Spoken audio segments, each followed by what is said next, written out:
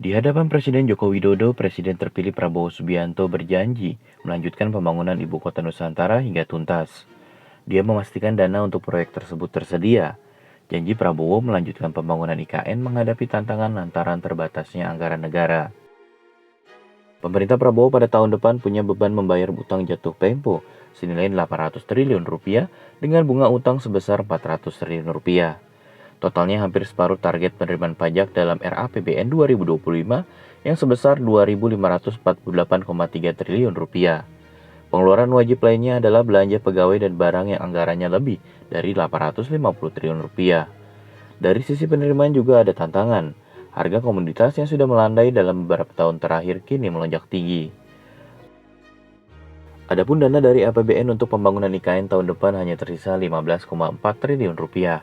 Dari total kebutuhan 466 triliun rupiah untuk membangun IKN, hanya 20% yang diambil dari APBN atau sekitar 90,4 triliun rupiah. Sementara itu, anggaran untuk IKN dari 2022 hingga 2024 sudah menghabiskan 75,5 triliun rupiah. Pagu anggaran untuk IKN dari APBN tahun ini yang ditetapkan pada Juli lalu melesat ke angka 42,5 triliun rupiah. Nilai tersebut melesat dari pagu awal yang dicanangkan pada Januari 2024 mencapai 40,6 triliun rupiah.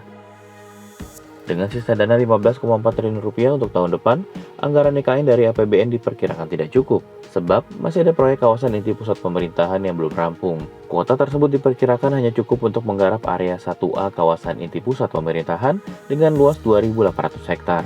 Sementara itu, luas total KIPP mencapai 6.617 hektar. Direktur Nexposi Yusuf Wibisono menilai Prabowo sebenarnya menyadari beratnya target pembangunan IKN dalam waktu yang sangat singkat.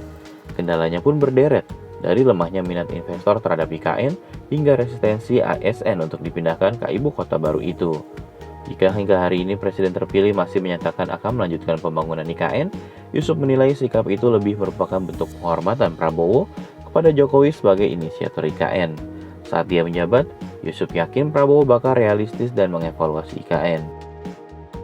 Sebab, janji politik utama Prabowo bukan membangun IKN, melainkan makan bergizi yang juga butuh dana besar. Buktinya, anggaran untuk proyek ini sudah masuk rancangan APBN 2025. Saat IKN tak menjadi prioritas, peluang masuknya investor swasta ke IKN akan makin sulit seiring dengan turunnya komitmen pemerintah baru. Peluang menyelesaikan pembangunan IKN akan makin kecil.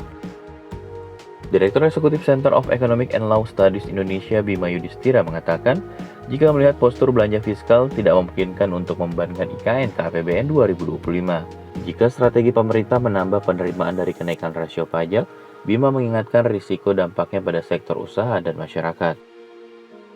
Namun Bima mengatakan bukannya tak mungkin terus mendanai IKN di tengah kondisi tersebut. Prabowo punya pilihan untuk mencicil pembangunan sedikit demi sedikit. Dia tak yakin bakal ada investasi dari swasta yang masuk dalam waktu dekat, lantaran para pelaku usaha pasti masih menanti wilayah itu terisi penghuni. Opsi lainnya adalah menambah utang. Peneliti senior CSIS Denny Friawan mengatakan, pemerintah bisa mencari pembiayaan dengan menerbitkan surat utang baru. Tapi Denny berujar, dengan situasi global yang masih tidak menentu sekarang, kalaupun dapat pembiayaan, biayanya besar. Tanpa menambah utang baru, Denny memperkirakan Prabowo harus mengorbankan belanja modal. Adapun anggota Dewan Pakar TKN Prabowo Gibran Derajat Wibowo menegaskan bahwa Prabowo berkomitmen melanjutkan IKN, bahkan mempercepat sejumlah pembangunan, seperti gedung untuk MPR dan DPR. Dia memastikan ruang fiskal masih tersedia untuk menyelesaikan pembangunan di zona pemerintah di IKN tanpa harus meningkatkan batas defisit melebihi 3% ataupun rasio utang. Menurut Derajat, kunci mewujudkan ini adalah memaksimalkan pendapatan negara. Prabowo berencana menaikkan rasio pajak di atas 10% tahun depan.